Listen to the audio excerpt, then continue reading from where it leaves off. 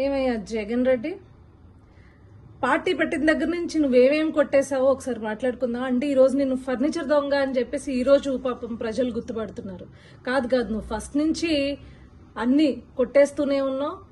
దాని తాలూకా నువ్వు జైలు శిక్ష కూడా అనుభవించావు. అవి కాకుండా ఇంకేం కొట్టేసావు ఒకసారి మనం పూర్తిగా వివరంగా మాట్లాడుకుందాం. పార్టీ పేరునేమో శివకుమార్ అనే వ్యక్తి దగ్గర నుంచి కొట్టేశావు. అదేవిధంగా నీ పార్టీ యొక్క క్యాడర్నేమో కాంగ్రెస్ పార్టీ దగ్గర నుంచి కొట్టేశావు. ఆఖరికి నువ్వు నీ భార్య తాడేపల్లిలో ఉంటున్న కొంపని కృష్ణ గారి తమ్ముడైన ఆదిశేషగిరిరావు గారి దగ్గర నుంచి కొట్టేశావు. దాంట్లో ఉండే ఫర్నిచర్ని రాష్ట్ర ప్రభుత్వం దగ్గర నుంచి కొట్టేశావు.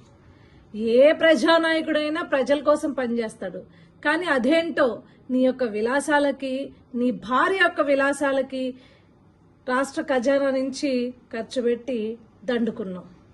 ఈరోజు దాన్ని అధికారపక్ష నాయకులు కావచ్చు, అధికారపక్ష కార్యకర్తలు కావచ్చు, ప్రజలు కావచ్చు గుర్తుపట్టి, ఏవయ్యా నువ్వు సెటప్ వేసుకుని ఇంట్లో నుంచి పరిపాలించావా, కనీసం సచివాలయం కూడా వెళ్ళలేదా, ఆ సెటప్ కూడా ఇంట్లోదా అని చెప్పేసి గుర్తుపెట్టి నిన్ను ప్రశ్నిస్తుంటే, ఒరే నువ్వు ఫర్నిచర్ దొంగవా అని ప్రశ్నిస్తుంటే, ఈ రోజు నీ ఎమ్మెల్సీని బయటికి పంపించి లేదు మీరు ఆ ఫర్నిచర్కి కాస్ట్ కట్టండి, మేము పే చేసేస్తాము అని చెప్పేసి 15వ తారీఖున, అంటే 13వ తారీఖు 14వ తారీఖు నుంచి ప్రజలందరూ అడుగుతుంటుంటే, ఏవయ్యా ఫర్నిచర్ దొంగవా నువ్వు అని చెప్పేసి నీ పైన వేలెత్తి చూపుతుంటే 15వ తారీఖు నీ ఎమ్మెల్సీని పంపించి లేదు మేము డబ్బులు కట్టేస్తా అంటావా?